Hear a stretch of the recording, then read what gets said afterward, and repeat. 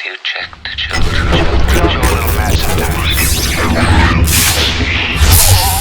Hi, I'm Chucky. Wanna play? Sometimes that is better. You're gonna need a bigger boat. Long days and pleasant nights, fellow travelers along the path of the beam. I am known on this level of the tower as Jaime and Fuego, and if it please you, join me here for a bit of palaver on Hail to Stephen King in the second part of some coverage here on the horror show. Bienvenidos, so stoked to have you here.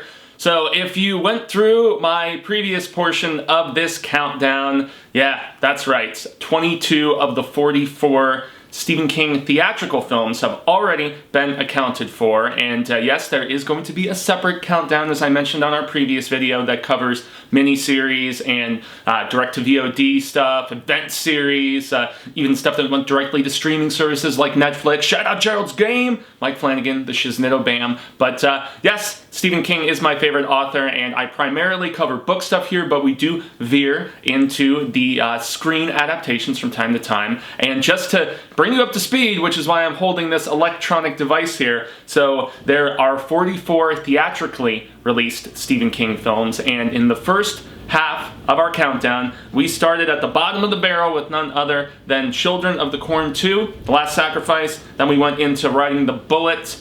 Then that was followed by The Dark Tower. Rest peacefully. Then we went Sleepwalkers, Cat's Eye, the Carrie remake, A Good Marriage, Maximum Overdrive, Pet Sematary 2, A Return to Salem's Lot, Graveyard Shift, The Mangler, Dreamcatcher, which I know shocked a lot of people that I put it higher based strictly on the cast alone, The Rage Carry 2, which I actually have quite the affinity for, Cujo, Silver Bullet, Cell, The Pet Sematary remake, The Dark Half, Firestarter, Christine, and then we finished at number 23 with Secret Window. So now let's get to the other half, and yes, gracias once again for anybody who is tuning into this. And just a reminder, myself and my cohort in crime, Cecil Laird, will be doing a tier ranking of all of the theatrical films sometime later this year. So we have that to look forward to, but I shall put this aside, and we can get right into number 22, yes, that's right. I just watched that silly Eurovision film recently, and while I really didn't like it, Dan Stevens was the best part, doing his best Borat impression that I found funny. So at 22, we have Needful Things, which I'm still trying to track down that Region B version that has the extended cut that I know was only shown on TV a couple times, and hey, this is not a great film or anything like that, but I mean, I really like Ed Harris as Pangborn. I like the Bonnie Bedelia from, she was the wife, if I'm not mistaken, in Die Hard. She's great in this, and really the person who steals the show and elevates everything in this is the great legend Max von Sydow as Leland. I mean, he is terrific. He brings that sinister menace that is necessary. But really, as much as I love the final Castle Rock story, there is that lingering cheese factor from the late 80s, early 90s that we have in certain King stuff. And it's really played out in some of that, puppet master, turning people against each other stuff that we have in this. It is done in a decently grisly fashion, but nowhere near to the degree that we see in the book. The book is a monster, as it's right around the corner over there. But yeah, based on Max von Sydow, this is ranking much higher than a lot of other stuff, as you can tell. So Needful Things, it's definitely worth owning at number 22. Then at number 21, I can show off this awesome Arrow version of Children of the Corn.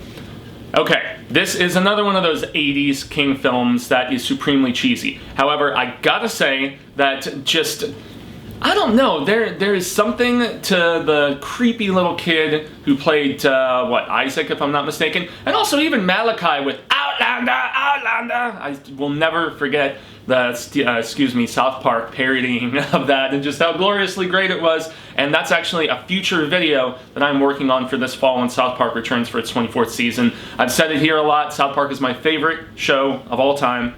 And I will be doing a video of all the South Park Stephen King references, and there's a lot that come to mind, but I'm sure there was like one or two here or there that just have eroded from my memory or just, you know, slipped past me. But yeah, Linda Hamilton, solid in this. I really enjoy this movie, and yes, I know He Who Walks Behind the Rose, or whatever it is, it looks kind of cheese by the time it finally transpires, and I have gone on record various times to say that I prefer the sci-fi remake of this story, actually, because of the fact that it doesn't have the bright, shiny, happy ending that we get in this. That's actually one thing that I don't like. Yeah, because the short story ends in a very effed up fashion, but if you can track down this Arrow version, it has so many awesome special features, and I think it even has like a little extensive booklet, if I remember correctly. Yeah, it's got a poster, and this is the sort of supplemental stuff that I adore. We've got photos from the set, checker. Yeah, we've got, I think there's a couple essays in here that I wrote my essay in Denver. Yes, praise God, praise the Lord, the influence of the child preacher in reference to Children of the Corn by Lee Gambin. There is a lot of terrific stuff in this. I know this is kind of a pricier release, regrettably, but if you are a fan of the film, if you are a fan of Cy King, this is one that I saw as a kid, and it definitely effed me up. I think it was this and then the remake of Village of the Damned that I remember very distinctively, as far as, like, if I can get this back in the sleeve, as far as evil kid stories go. And yeah, it's sad about Kristopher Reeve. I think that was his last feature. But okay, so now at number 20, we're in the top 20 now, peeps. How about that, shizzle? We have a favorite of Miss Catherine's, actually, which is none other than Stephen King's Thinner, the last proper Bachman book. And the reason I say proper Bachman book is because Thinner was at least written back before the curtain was pulled back and we knew who Richard Bachman actually was. The regulators, everybody knew that, you know, that was just Stephen King's alter ego, his secret identity, so to speak. But this is a damn good adaptation of a very underrated story, in my estimation, directed by none other than Tom Holland, who previously did the original Child's Play, Fright Night, and the cast is good. I especially like, Joe Mantegna, I think his name is, if I remember correctly. He's great as Janelli, I believe is the name of the gangster in this. But yes, this is a really just, it's a cold-hearted story in a lot of ways, and the ending is great. I love the stuff with the Gypsy Curse. This, I mean, as you know, I'm trying not to linger on each of these too extensively, but and I think next year is actually the anniversary of Thinner, and I know I'm planning to do like a full review of this film and talk about it. But yeah, the makeup effects of him just losing all the weight and stuff. This was around the time that like Nutty Professor was about to come out, so it was a thing for, you know, the fat suits and the blending to. It was I don't know. It was commonplace in the industry, and they had just the talent and the capability to make it look believable and really nasty. And this is underrated, and I dare I say, I actually love this movie. This is a great adaptation, bordering on the T for terrific. Ooh, number 19, everybody. Number 19. We have none other than Dolores Claiborne. Yes, Kathy Bates returning to the world of Cy King after such a terrific turn in Misery, which, you know, we still haven't gotten to yet. But yeah, the interesting thing about the way that they framed this film especially, and I did an anniversary review just last year, is that it does kind of work as a sequel to the book, and then yet flashes back to, you know, the childhood stuff of Selena and everything, but, and, you know, the creepiness of the father. But I mean, Bates owns this role of Dolores, and I will say she's maybe a little softer around the edges in this performance. I think there is a little bit more warmth to the character in Bates' portrayal here, but masterfully directed by Taylor Hackford, if I'm not mistaken. I know he did a very influential film in the early 90s, if I'm not mistaken, an urban film, and I'm trying to remember what the hell it was. But nonetheless, I mean, that Castle Rock Entertainment, Rob Reiner's company, terrific job with this film.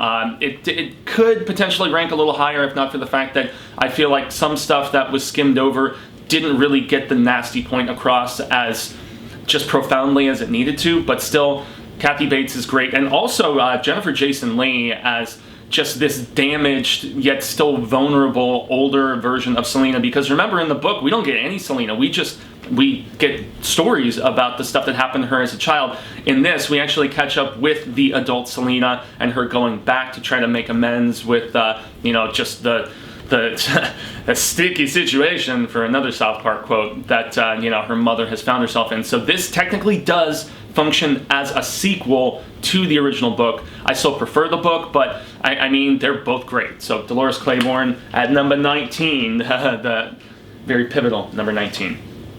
At number 18, we have The Running Man. There was a recent episode of the King Cast that had Camille Nanjiani where he was talking about this film, and yes, the Bachman story is far fiercer in every possible way, including what happens to, I believe his name, the character's name is Richard, Ben Richards, yeah.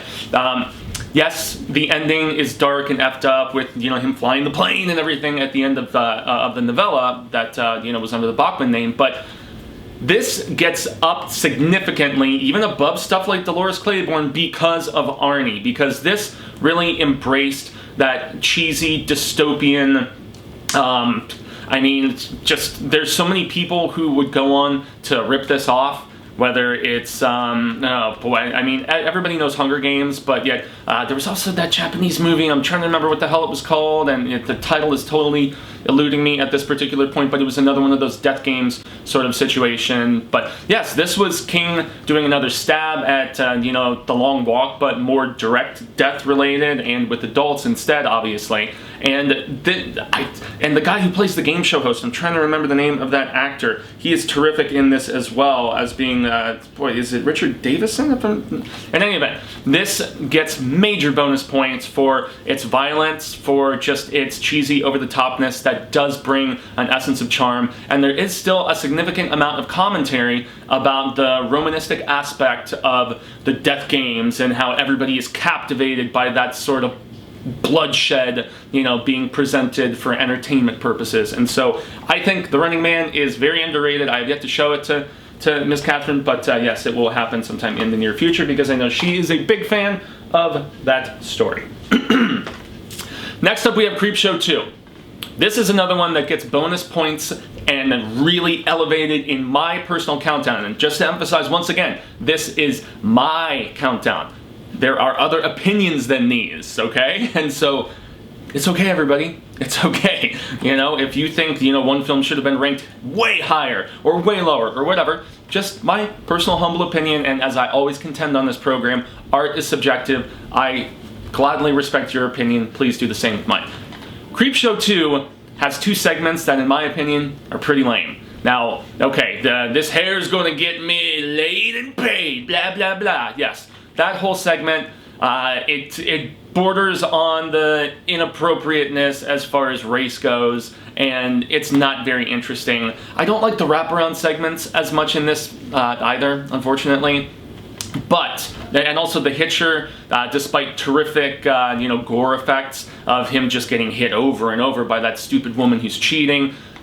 The reason this is so high is because of the fucking Raft, man.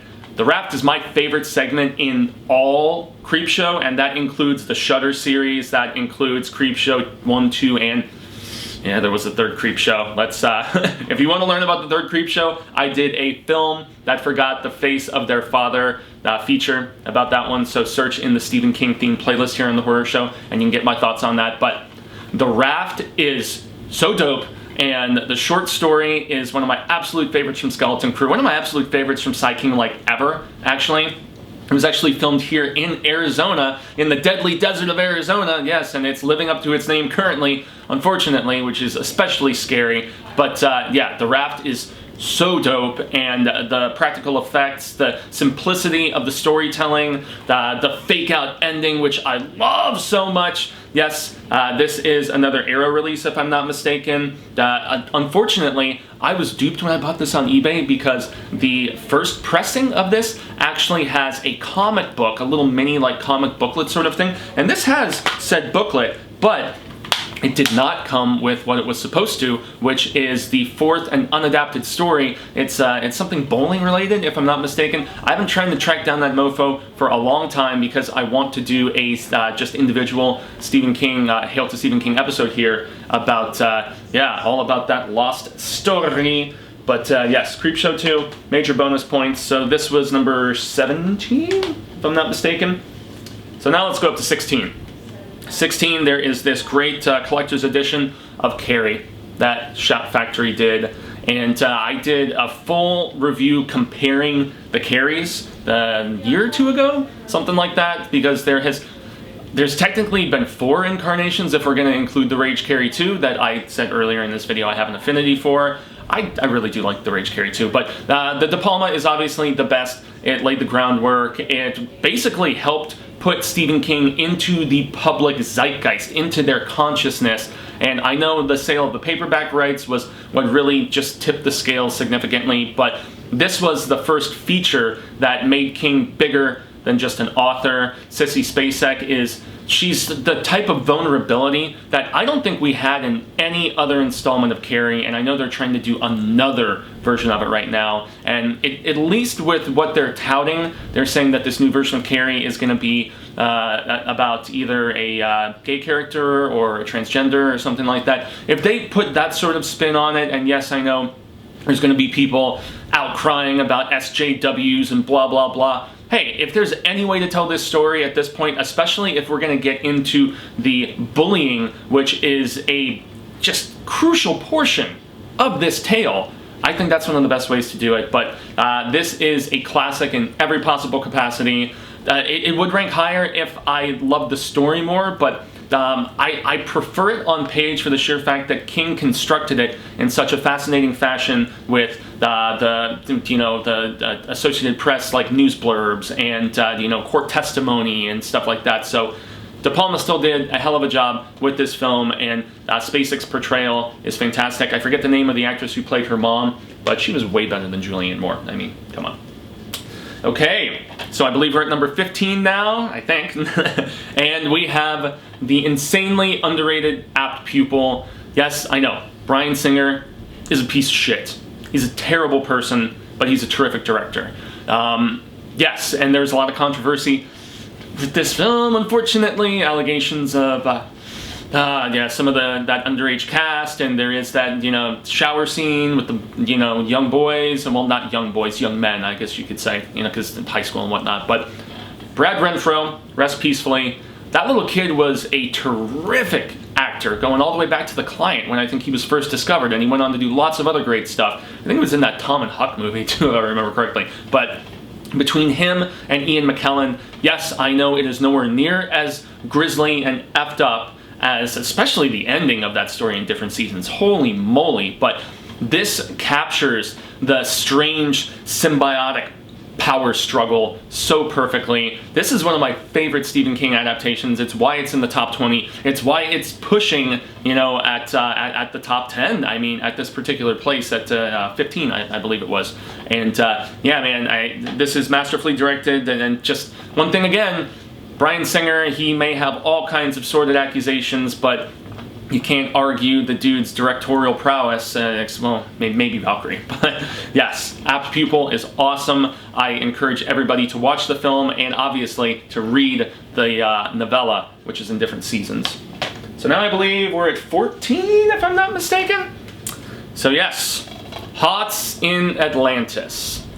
Great work from Anton Yelchin as Bobby, and obviously as Brodigan. I mean, Anthony Hopkins he's a master thespian in every possible capacity. But really, I mean, this is one of those stories that, if not for great chemistry between, this like grandfather figure that, Ted becomes and Bobby, it wouldn't work. And yet Anton was so ahead of his time, even at this age. It's astounding. I know some people have been critical about the fact that they de-towerized this story, but I think that it was really just a little bit of trimming, really, and it's almost like, like, I don't know, if your hair is unruly and looking redonkulous like mine in the midst of all this quarantining and, just staying at home and whatnot, yeah, I mean, you just trim it up and sometimes it looks a little bit better. I still prefer the collection of those stories in the anthology, in the actual book Hearts in Atlantis, and finding out what happens with oh boy, I want to say her name is Susan if I recall correctly. Yeah, in any event, inconsequential.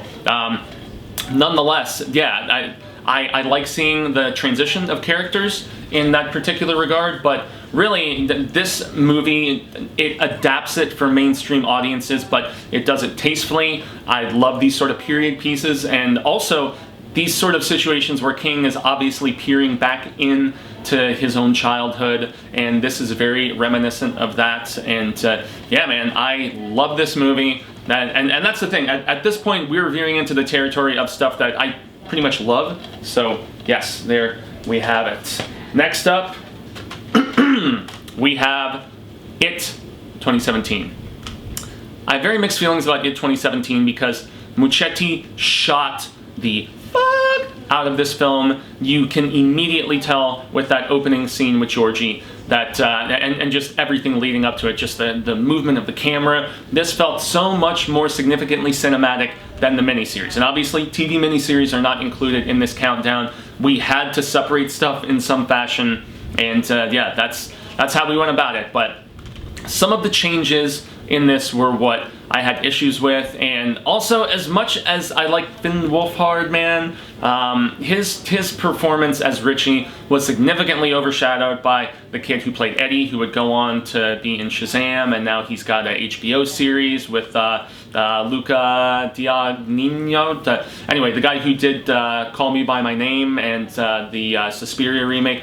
Luca is a terrific director. That kid is going to go on to be amazing, significant stuff. Now, also our little dude who played Big Bill, he might have been overshadowed by a few of the other performances in this, most notably Sophia, our little lady who played Beverly. It's so funny how Bev and, obviously the kid who played Ben, he went on to do like Goosebumps and a few other things, and I think he also did the Are You Afraid of the Dark recent revival, the short form series that they did, but the kid who played Bill was terrific in The Lodge, though. He kind of impressed me. He's also on a Apple TV series right now, but it's a little too CGI at times for me, and I feel like Wolfhard was miscast in this particular role. But really, I mean, between the kid who played Eddie and the kid who played Ben, and then Sophia, who was Bevy, they did do a great job of recreating my favorite scene in the original miniseries, which is actually not the Georgie bit, but oh goodness, the drain scene. The drain scene just gets me every time. And also the whole,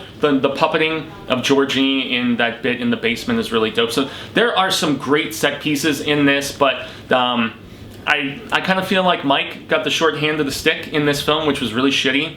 And I also don't like the portrayal of Bowers. I didn't like the way they handled Hawksdaughter, Patrick. They could have. I wish we could have got the leeches. Anyway, I'm just going on and on about this.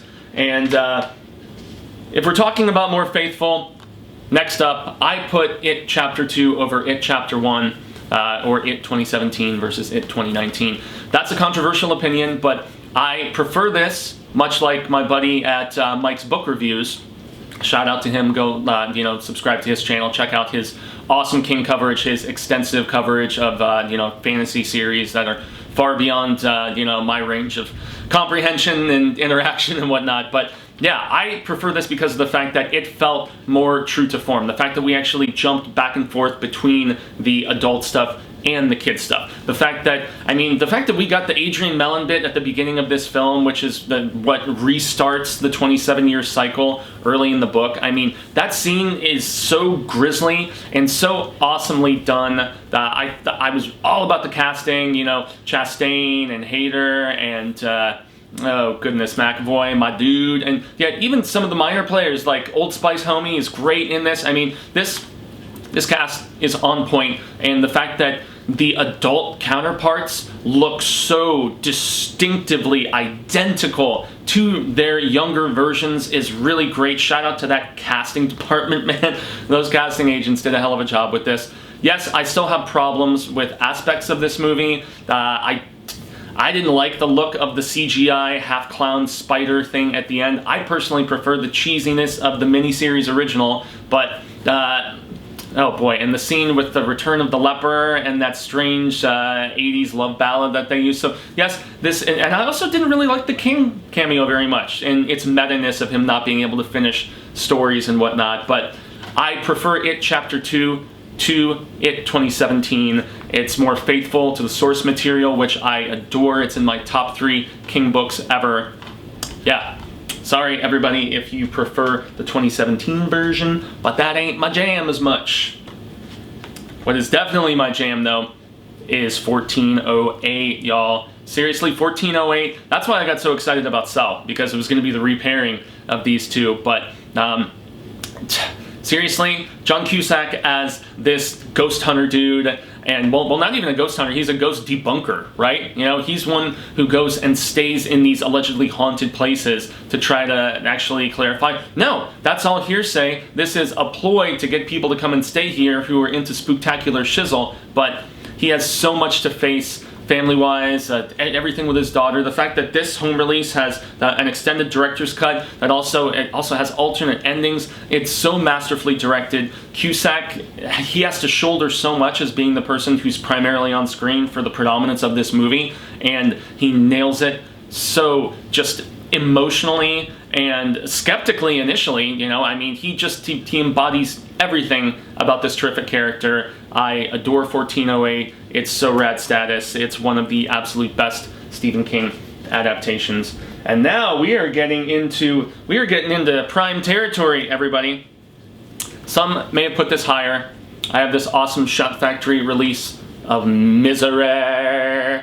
That's right, and just the captivity of Sir Sheldon, and yeah, I mean, I love the hell out of this movie, man. I mean, as far as just great chemistry, the cat and mouse game, what a portrayal by Kathy Bates, Academy Award winning. I mean, and just obviously James Caan, if I'm not mistaken. Yes, James Caan.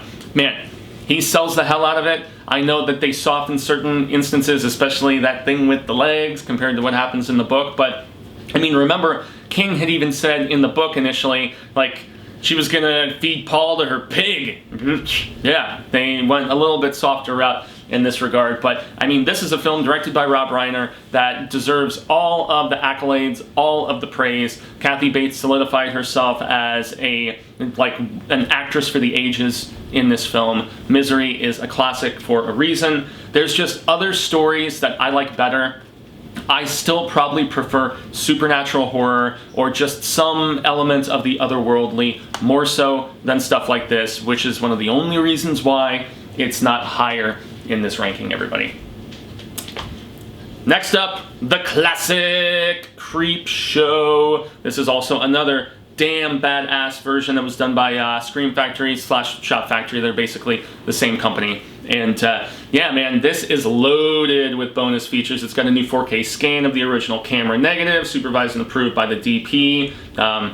New audio commentaries. Rest peacefully, Mr. Romero. One of my favorite interviews that I ever, probably a career highlight for me as far as film punditry and journalism goes, because I got to talk to him a number of years ago now at Scarefest in Kentucky, and it was an awesome, awesome discussion, and it's something you can see here on the Horror Show channel. But while I love this movie, especially from a visual standpoint, especially from the reverent way that it looks so fondly at like the EC Comics and that era of storytelling, I must admit I don't love every story in this. As I said earlier, The Raft is my favorite Creepshow tale, but I mean, really for me, it's about I can hold my breath for a really long time. That bit with Leslie Nielsen and Ted Danson. That's my favorite segment here. I also love the crate.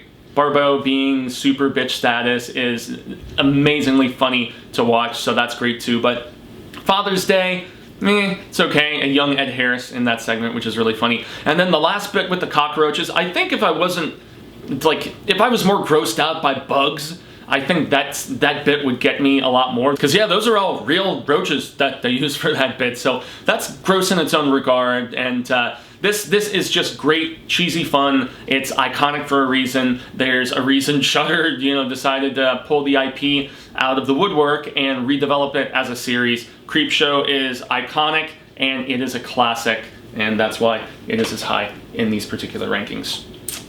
Next up, we have The Shining. And there's another film that's a sequel to The Shining I haven't talked about yet, so I'm going to get a lot of crap for this, but you know what? To each their own, as I specified. The issue I have with this movie, and it just celebrated 40 years this summer in May, but since we had done last year a full commentary and review of it, I decided, I made the executive decision as the producer of this particular program. Cecil is the showrunner, obviously, and the main man, but this is my little, side pocket of the channel, I guess. So that's why I didn't do anything with regards to it. But The Shining has terrific performances. Shelley Duvall, her hysterical performance, debatable about that. But Nicholson, even though he's not my Jack Torrance on another level of the tower, on a different turn of the wheel, he is still terrific, even if he isn't that flawed man who wants to be good.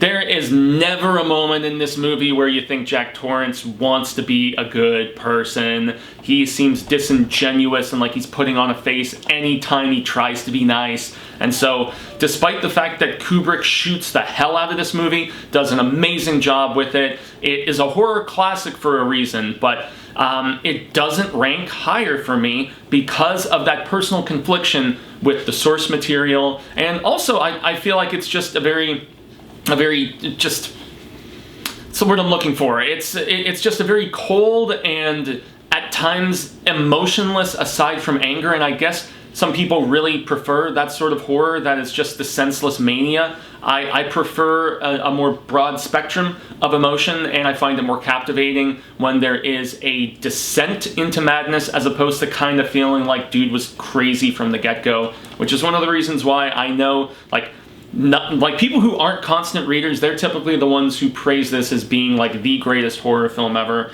Yeah, I don't subscribe to that, so unfortunately. Although the scene with the woman coming out of the tub, dynamite. Anyway, next up we have the film that basically told people Stephen King is not just horror. Yeah, he's not just horror. He is far beyond that. He can tell an emotional tale, a coming-of-age story that will captivate you, incomparably. And some people, I know some people who think this is the greatest Stephen King movie of all time. Beyond Shawshank, beyond, Pet Sematary, beyond stuff that I still have in this pile as I see my pile to the left of me shrinking. I'm not going to be doing the juggling act like I did with this previous video. I made sure to have like a little side section over here. But yeah, Stand By Me, this young cast, it's just, between River Phoenix, I always forget that there's a young John Cusack in this too. Kiefer Sutherland as, our antagonist here. Damn. And also Will Wheaton, a young Jerry O'Connell. This movie is, it just makes me remember what being a kid was like distinctively. We used to vacation up in Prescott in northern Arizona. There's a lot of people who have that misconception. We are only a deadly desert here in Arizona. No, if you head out of the basin and you go about 2 to 3 hours up north, yeah, you encounter forestry. And this is a movie that just reminds me of those weeks at Bible camp when I would just be foraging around in the forest, catching creatures, hanging out with my best friend, and just, being a kid and not having electronic devices that were constantly captivating me. Yes, I had my Nintendo and my Genesis at the time, and so, I still love those devices, but at the end of the day, there was just something, something just very natural and childlike about just being out in the woods and foraging around and just, playing as a kid, as opposed to, playing on a device. I feel like these younger generations, that's all that they're into. Stand By Me, Rob Reiner made a name for himself as a director, rightfully so with this, and thankfully proved to people that Cy King was not just about horror. Green Mile, baby. Green Mile, yes. I believe it's celebrating its anniversary as a film next year, if I'm not mistaken. It's either this year, and at the end of this year, early next year. But, man, character of Coffee, I mean, obviously he has the shine. There's a new video that's been circulating around about all the King characters that have the shine, and there are a significant amount of them, obviously. But I mean, Michael Clarke Duncan in this role is a revelation in every possible capacity. Just the man boyness of him, and I know there is controversy to just the tale of the simple black man, unfortunately, and in these times of just kind of reassessing things, perhaps that is rightfully scrutinized, but the character means well in every capacity. And I mean, even Tom Hanks' performance in this, while it's overshadowed by the dearly departed Duncan, it's still, I mean, what a sad story. Like, this movie, amazingly directed by none other than yes, that's right, The Mist and Shawshank director Frank Darabont. Man, his last name was eluding me for a second. So many names to talk about in all of this, but yeah, Darabont he's an incredible director, and there's a reason why he is behind two of the most beloved, respected, and awarded Stephen King films. The Green Mile is another classic, and this is probably a controversial opinion that I put this ahead of it. This is my favorite Darabont adaptation of Stephen King, but it's not the best. The best is yet to come, obviously. But this gets so many bonus points in my particular criteria because of the fact that it's about the cabin fever aspect, it's about the bunker aspect, it's about the paranoia and everybody turning on each other when they're stuck in a singular spot. And there's creatures. I recommend the black and white version because some of the CG in this movie hasn't aged as well, unfortunately, but Darabont also for this. There's a bunch of peeps who you would see show up on the first season of The Walking Dead a short time after this. I believe we have Laurie in this. We've got, lots of Dale is in this, lots of people, but we have anchoring everything, a just performance for the ages from Thomas Jane, terrific chemistry with his young son, and an altered ending that King thinks is better, and rightfully so, because the ambiguity of the ending of the novella, which I love the novella. The novella is terrific. I think Catherine said she preferred the novella, but I prefer the ending to this because it is one of the most notorious gut punch endings in any film in the last 20 years. I love The Mist. Great gore, terrific performances across the board from this ensemble. Yes, I put it above The Green Mile, which may be controversial, but once again, personal opinion. There are other opinions than these. I know I've said that phrase a few times now. Holy shit! Did people not see this coming? And unfortunately, they didn't see it when it was coming because it bombed in theaters, which was such a heartbreaker for me because this is like the best Stephen King adaptation in recent memory. Seriously. Rose the Hat as a villain, and even the just added breadth to Crow Daddy and Snakebite. I mean, the villains in this, the True Knot, are some of my absolute favorites. Yes, I prefer this, especially based on the Ewan McGregor performance and the cyclical aspect of a grown-up Danny falling into the same follies of his father.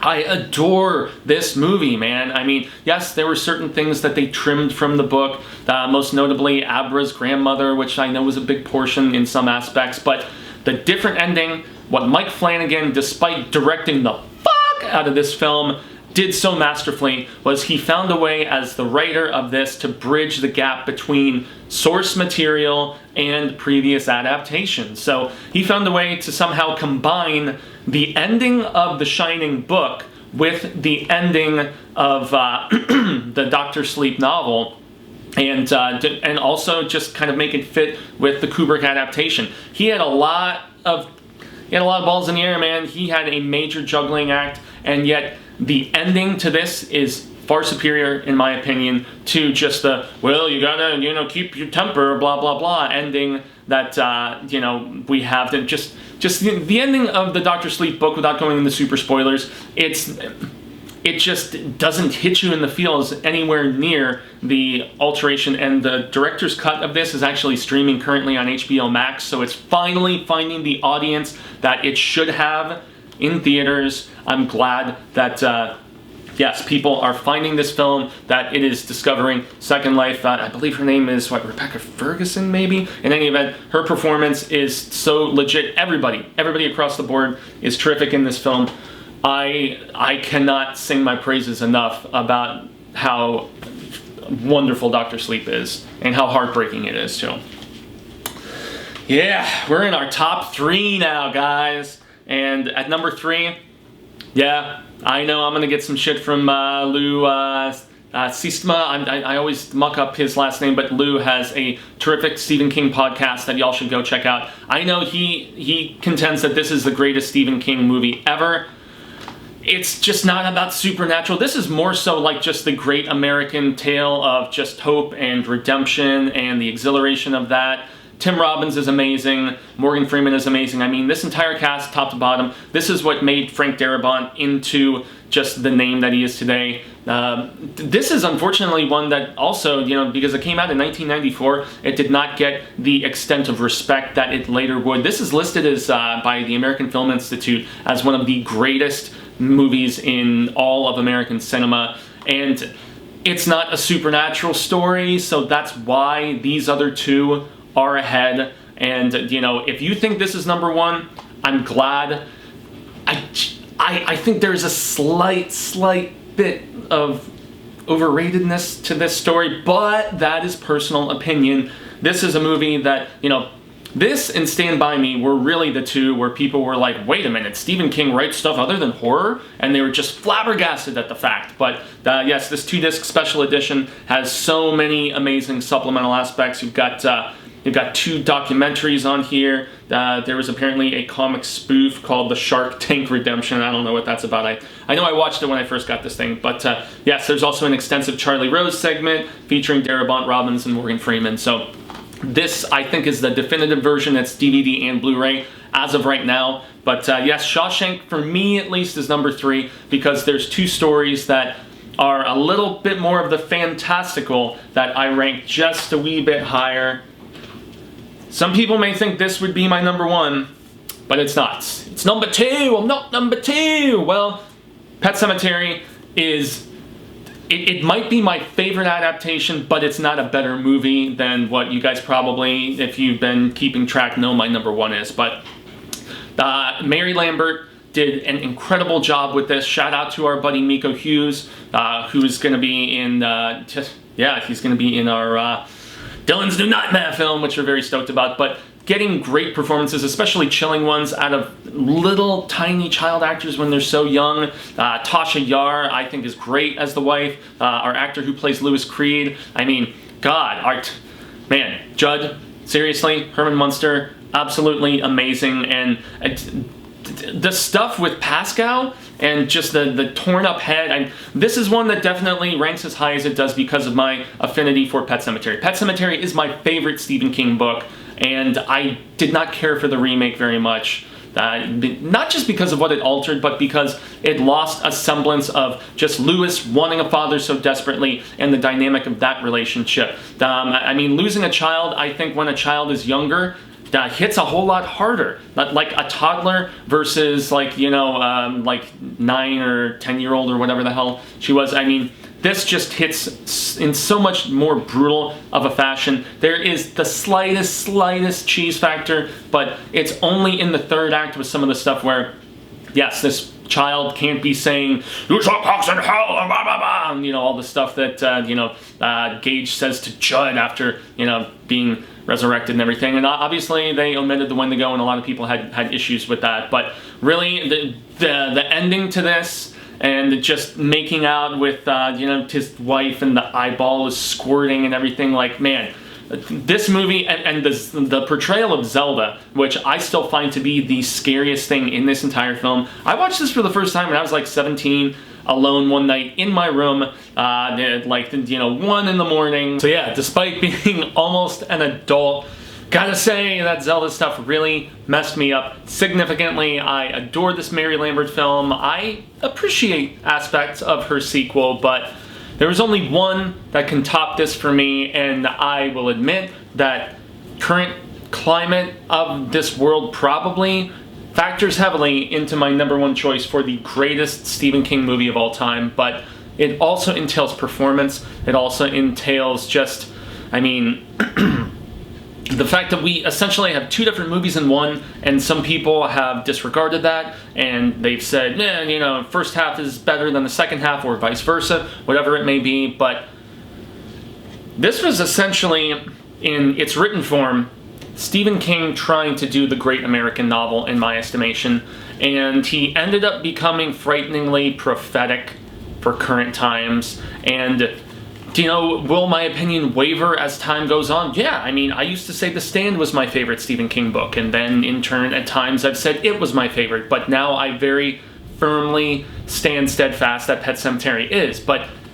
David Cronenberg and his direction in this, especially the amazingly nuanced and just heartbreaking and kind of fragile performance of Kristopher Walken in this film, the antagonistic aspect, I mean, the fact that this is supernatural to a degree, this is slasher, this is political, this is, the Dead Zone is legitimately so many things coming together in a perfect storm of sorts, and also the fact that with my very first band, when I was 20 years old, I wrote a line for a song called A Sad Departure for a Valiant Fighter, and that band is no more and has been gone for over a decade at this point, unfortunately, but the one thing I will say is that inadvertently, and it became apparent years later because I had watched the film like in that year that we were working on that material, it was most definitely about the plight of Johnny Smith,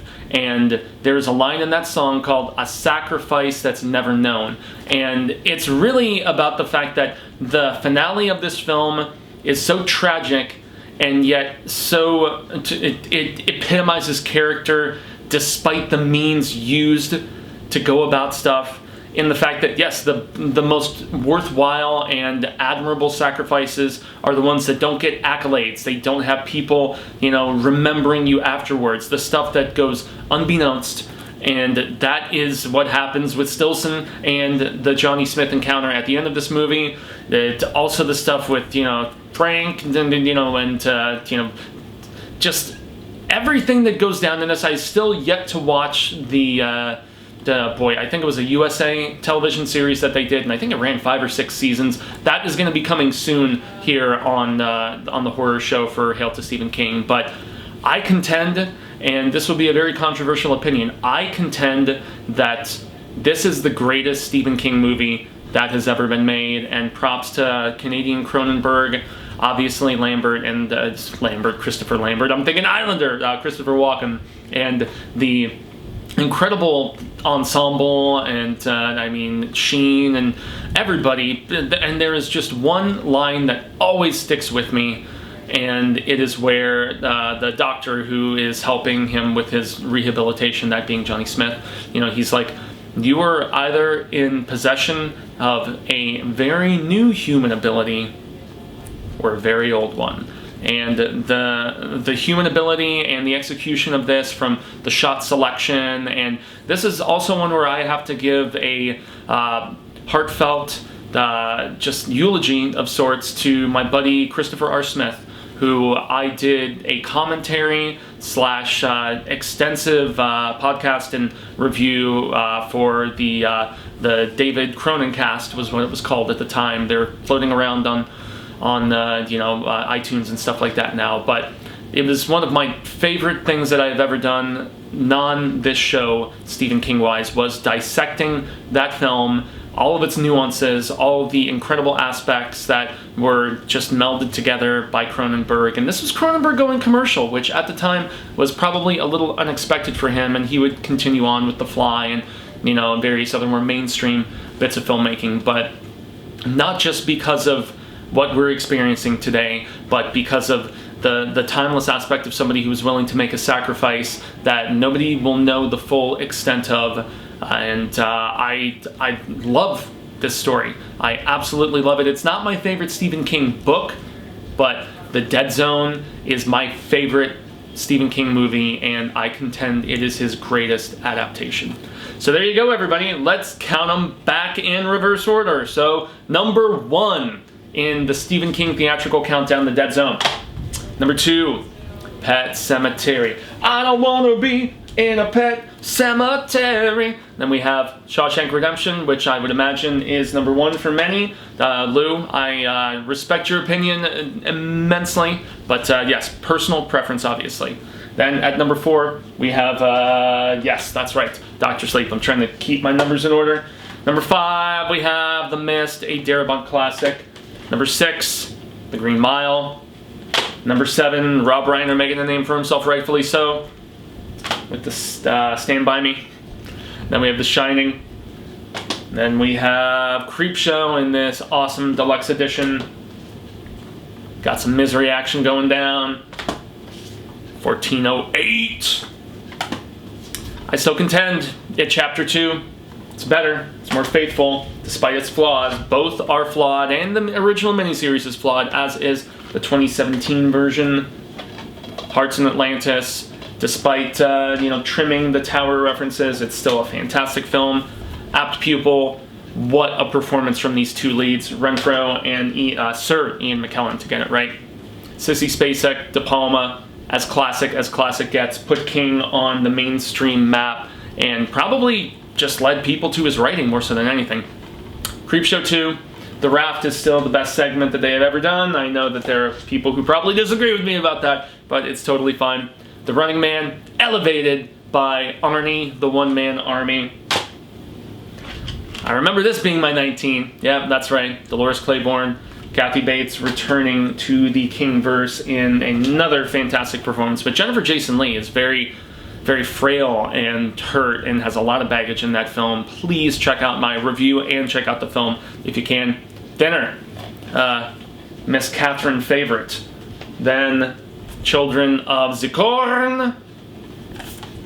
And lastly, at 22, Needful Things, and a just memorable beyond belief performance from Max von Sydow as Leland Gaunt, one of Stephen King's greatest villains ever, and a story that I would love to see continued either in a prequel or sequel if he ever gets to it. But, El Rey is getting up there in the years, regrettably, but I still love the hell out of the man and all of the people who aspire to adapt his material, because I don't really think, even with the lesser just installments here, that anybody really sets out to make a bad film. I think that people have the best intentions, but we know the path to hell, unfortunately, is often paved with those. So yes, that is my countdown, complete countdown of the 44 theatrically released Stephen King films. Look forward to the tier ranking that Cecil and I will be doing together in the near future. And yes, there's going to be a separate video that covers direct-to-video, event series, mini-series, streaming stuff of that nature. 1922, shout out to that and the Mike Patton score for that terrific film. Thomas Jane for the win, man. But yes, Ka-Tet, Hail Ka-Tet to be specific. I've been Jaime and Fuego, and you can find moi on all social media sectors like Twitter, Instagram, Facebook, here on the YouTubes, where I do have my own personal YouTube channel. It is called Infuego-tainment, and yes, I have a barely over Jeezy over there. It is the side project I am trying to build and do some additional stuff with, so a like, a share, a subscribe over there. I do primarily, everything from indie house drama to big budget nerd-tastic stuff like Star Wars. So go over there, give it a look if you enjoy hearing me talk about all sorts of creativity. It's supremely appreciated. And yes, like, share, subscribe here. That goes without saying. And if you want further palaver, there is the Hail to Stephen King Facebook group, where we are nearly 900 strong at this particular point. And there's just immensely awesome kef amongst everybody, and if you want just King discussion to go the entire month, as opposed to, and be on the daily, as opposed to just every Saturday, which is when you see Hail to Stephen King on the Horror Show, please jump over there. I am the sole admin and moderator, and I try to keep it as cordial, respectful, and diversely awesome as possible. So, thanks again, everybody. Gracias, danke, arigato, merci, and until the Wheel of Ka comes around once more, hasta luego, sen amigos, constant readers and viewers, in this case, alike. say thank you. I hope we share more of this palaver sooner rather than later. And until that instance occurs, remember to stay scared and read Stephen King. And yes, I know, in this instance, watch Stephen King. You know, if you haven't seen Needful Things, not just because it's on top of the pile, Ed Harris, Max von Sydow, give it a shot.